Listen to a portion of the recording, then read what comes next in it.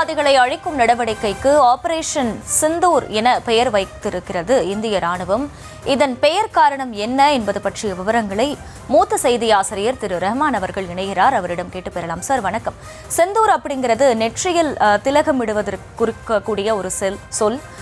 இந்திய ராணுவம் இந்த சொல்லை ஏன் இந்த ஆபரேஷனுக்கு பயன்படுத்தியது அப்படிங்கிற காரணம் வெளிவந்திருக்கு. அது பற்றிய விவரங்கள் என்ன சார்?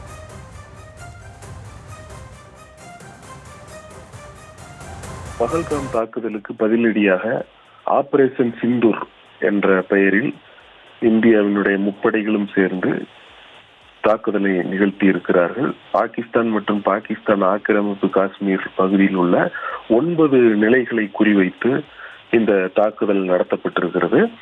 பகல்காம் தாக்குதலுக்கு பதிலடியாக இந்த தாக்குதல் நடத்தப்பட்டிருக்கிறது. இந்த தாக்குதலை பாகிஸ்தானில் இருந்து செயல்படும் பயங்கரவாத அமைப்புகள் தான் இந்த தாக்குதலை திட்டமிட்டு நிகழ்த்தி இருக்கிறார்கள். அதன் அடிப்படையில் தான் தற்போது பாகிஸ்தான் மற்றும் பாகிஸ்தான் ஆக்கிரமிப்பு காஷ்மீரில் உள்ள 9 நிலைகளை குறிவைத்து இந்தியாவினுடைய முப்படைகளும் கூட்டாக அந்த தாக்குதலை நிகழ்த்தி இருக்கிறார்கள். இதற்கு ஆபரேஷன் சிந்தூர் என்று பெயர் வைக்கப்பட்டிருக்கிறது. சிந்தூர் என்பது நாம் அனைவருக்குமே தெரிந்ததுதான். அது நெற்றி பொட்டை குறிக்கக்கூடிய ஒரு சொல். அது வீர திலகம் இடுவதாக இருந்தாலும் சரி, பெண்கள் பொட்டு வைத்துக் கொள்வதாக இருந்தாலும் சரி, இது பல்வேறு நம்பிக்கைகளோடு தொடர்புடையது. இந்த நிலையில் தான் இந்த பாகிஸ்தான் மற்றும் பாகிஸ்தான் ஆக்கிரமிப்பு காஷ்மீர் பகுதியில் நடத்தப்பட்ட தாக்குதலுக்கு ஆபரேஷன் சிந்தூர் என பெயரிடப்பட்டிருக்கிறது. காரணம், இந்த பகல்காம் தாக்குதலில் 26 பேர் கொல்லப்பட்டிருக்கிறார்கள். 25 இந்தியர்களும் ஒரு நேபாள நாட்டவரும் கொல்லப்பட்டிருக்கிறார்கள்.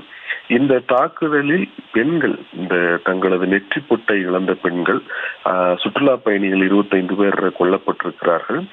அவர்களது அந்த கொலைக்கு பழிவாங்கும் விதமாகவே இந்த தாக்குதல் நடத்தப்பட்டிருக்கிறது.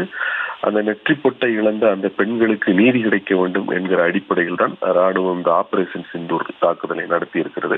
அந்த அடிப்படையில் தான் ஆபரேஷன் சிந்தூர் என பெயர் வைக்கப்பட்டிருப்பதாக நமக்கு தகவல்கள் கிடைத்திருக்கின்றன.